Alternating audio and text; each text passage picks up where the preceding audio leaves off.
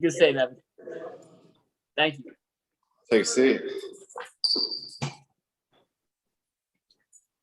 Hey, Ray, how's it going?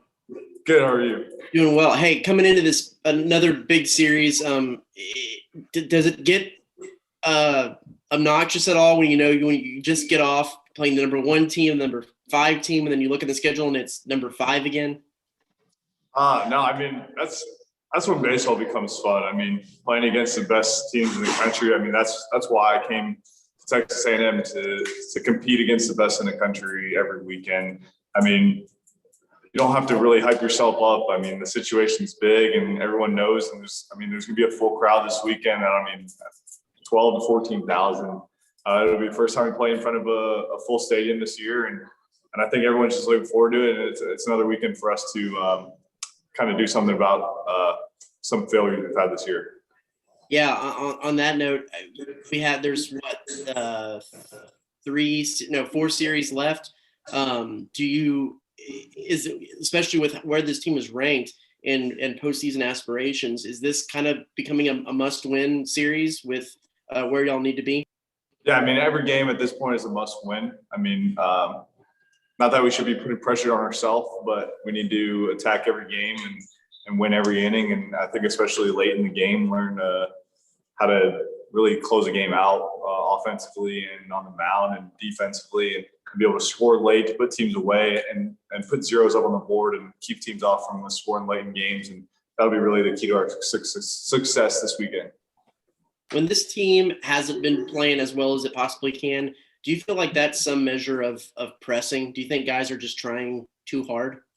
I do believe that for some guys. I think the older guys are doing a great job of it. I mean, Chandler on the mound late in the games has been unbelievable. I think our starters have had their ups and their downs, which is expected. I think Will Frizzell, I mean, Mikey Honer behind the plate has been doing an unbelievable job. Hunter Coleman, he's been coming off the bench, and when he's getting his time, he's doing his thing. And I mean, I think there's a lot of guys that are doing what they need to do. It's just a few more guys need to step up and kind of take care when like Chandler can't be on the mound or other guys aren't up at the plate. And for you this season, as you've looked, especially we've been able to do the last 5 or 6 games, do you look at this and say like, hey, this is a good part of the reason why I came back, because I was able to kind of showcase this and be this kind of contribution? Does it justify or vindicate that decision in your mind? Yeah, I mean, I came here one reason was to prove myself as a player, and another was to win baseball games and to play in the SEC. I mean, I had the opportunity out of high school and things didn't work out, but I mean, I knew I had the ability and I just needed the opportunity. And I think I've been taking advantage of each and every opportunity, each and every game, and kind of doing what I can to help the team win. I think I've done that, and I've done everything I can. So I think it's just time for a few guys to step up, and I think we can make a run at things late. Thanks.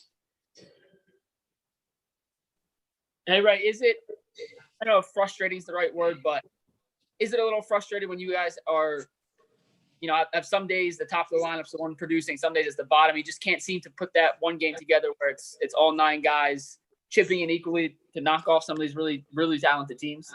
Yeah, I mean, that's kind of the game of baseball. I mean, that's why you got 9 guys in the lineup and it's not just 3. Yeah, you're expecting the top of the lineup to produce every day. You're kind of expecting the bottom of the lineup not to be as productive, but at the same time, like, some matchups work out. Some guys see pitchers well that some guys don't that day, and that's just the game of baseball. I mean, you kind of, that's why hitting 300 in the big leagues is like a Hall of Fame number, because I mean that's 3 out of 10 at bats. So I mean, you can't really expect everyone to produce every day, but it would be nice to have that. Awesome, thank you, Ray.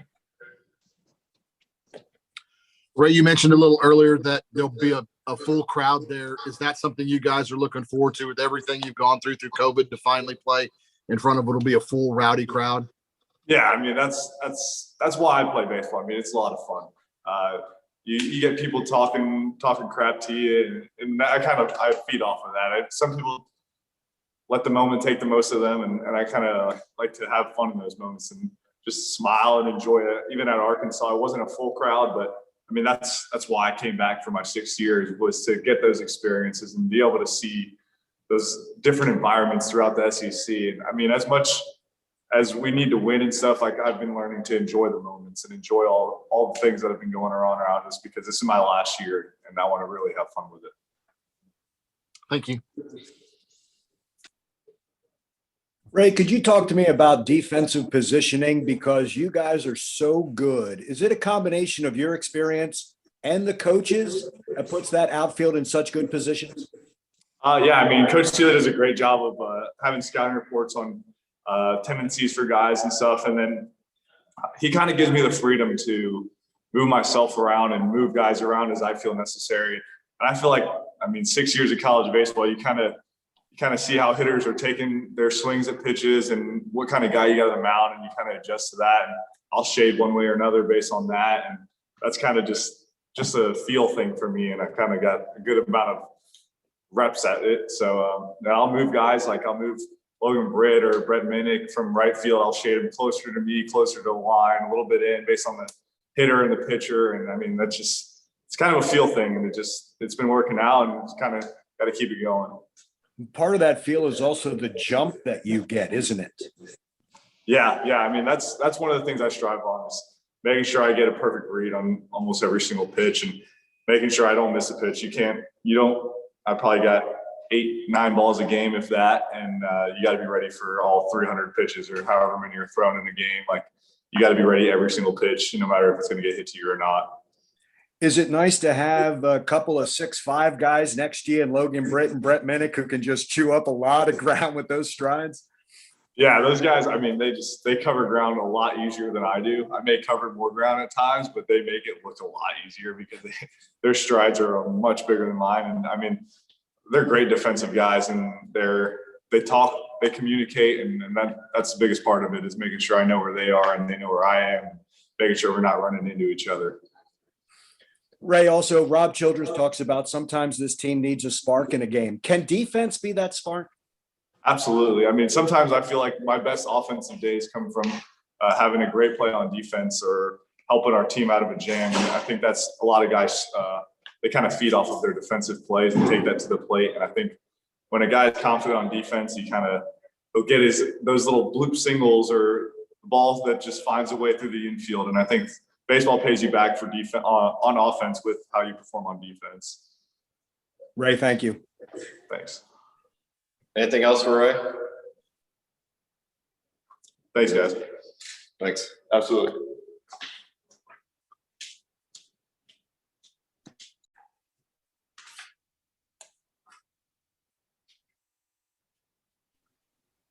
Hey, Coach. Another just kind of in the gauntlet of SEC play coming this weekend. First off, I know Ray was talking a lot about how this might be the first kind of full crowd that y'all face this year. Is that something that y'all kind of are embracing as like this is exciting return to normalcy, or is it a little daunting having not seen or heard that kind of atmosphere in a long time?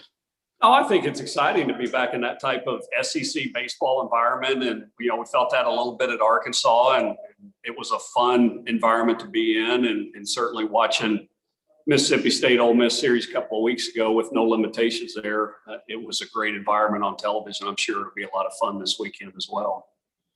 With the four series left in the season, how much of a must win is this series to try to continue to move forward with what you want to do? They are all absolutely must wins, Travis. We have got to go and play well. And even if we don't play well, we got to go find a way to win ugly, no matter what it takes. I mean, we've got to go and find a way to get it done, make a big play, get a big hit, make a big pitch, and just find a way. Each and every game is the most important game of the year for us. Our guys know that, and it's something that we've addressed, certainly. Rotation going to stay the same? As of right now, yes. Dustin Signs will open in game 1, and we'll go from there. But we'll announce a rotation here a bit later today or tomorrow. Okay. And looking at Ray Alejo, who we talked to, with what he's been able to produce for the team and for himself, is this just kind of good vindication that coming back was a great move for him? Well, certainly. I mean, he's been a great leader for us and certainly been very productive on the field and in every facet. I mean, he's such a mature, incredible person, and just thankful to have him back. And I hope he feels like it was right decision for him to come back. I believe I can see it in his eyes every day that he's proud to be here and thankful to be here, and continues to give us everything he's got on a daily basis. Thanks, Coach.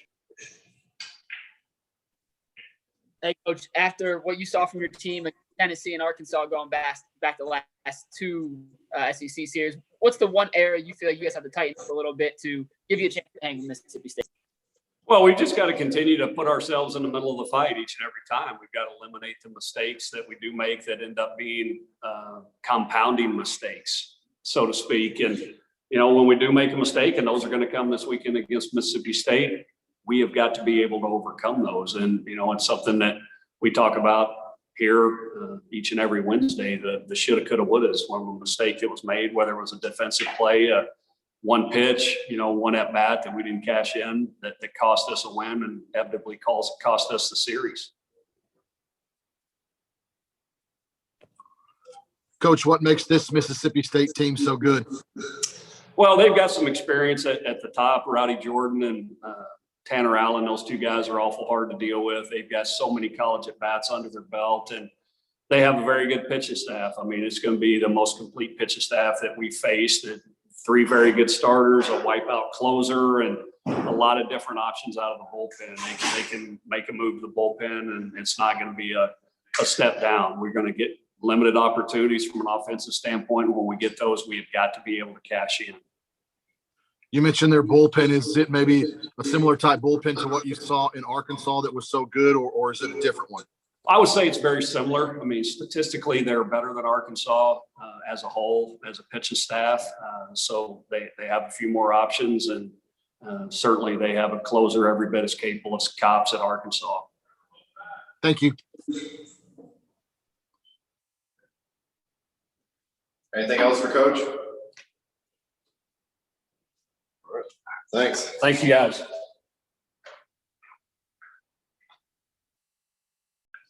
All right, we got Mason Ornelas. Hey, Mason. Heading into another big weekend, what's it going to be like facing or going out there against another really big crowd in a loud atmosphere? That's what you're going to get in the SEC, especially this weekend at Mississippi State. We know what we're getting coming in, pitching wise, offensively, defensively. They're a great team. They're great. They're greatly coached, and if we just play our right game in the bullpen through our rotation, defensively, offensively, I feel like we should have no problem going into Mississippi State this weekend and getting the job done. Do you feel like this is as much of a must-win series as you could possibly have with the future of the postseason kind of hanging in the balance? I feel like every series since opening day has been a must-win. Like Chief says, the biggest game of the year is the next one, so we're looking forward to Friday, taking care of business then. And once we do that, then look forward to Saturday and Sunday. So, but yeah, every series is a must-win. Like we're not going to take every series for granted. Just coming in, doing our thing, and hopefully come out the series win every weekend. I think from my math, last night was the first midweek game other than Prairie View that either Jaws, you, Alex, or Moo didn't pitch in. How important was that to get y'all some rest especially after last weekend and heading into this big series?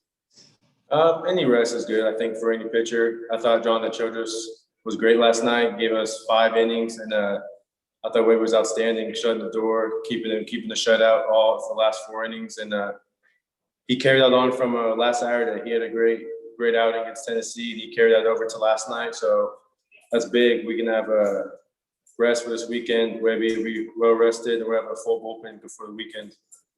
Leading into conference play, y'all were a team that were really great in strikeout to walk ratio and strikeouts per 9 innings. When conference play got here, across the board, a little bit more walks, a little bit more hit batters. Does that come more from just pressing and kind of, was it conference play that kind of brought that on, or what do you think kind of caused that shift and that y'all have been able to kind of come back out of at times? I wouldn't blame conference play. I know it's a different mindset and different competition, but this bullpen and staff, it's capable of a lot. We preach the 3-to-1 strikeout to walk ratio, and just getting the first guy out. And we just don't let the first guy on by free base. And we feel like when we do that, they have a better chance of scoring. So if we can lower that we feel like we have a great chance of winning. This pitching staff can just pound the zone, trust the defense behind us, and not worry about anything else. Thanks.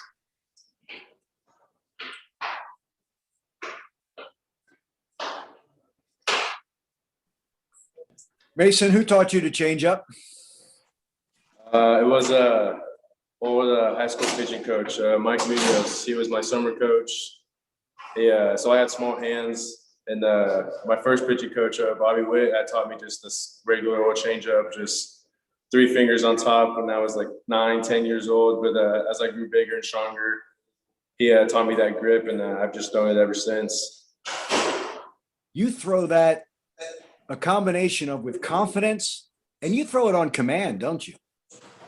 Oh, yeah. I mean, I feel like that's one of my best pitches other than my fastball. I feel like I can locate it well, lefty to righties, and any count. I mean, 2-0 is probably a big count.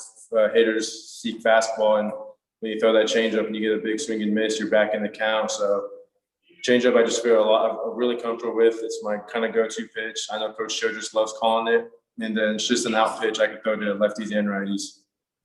Is part of that confidence on the mound just what you said, what coach is calling, and then being able to throw to a Mikey Honer or a Taylor Smith or a Kimball Schusler?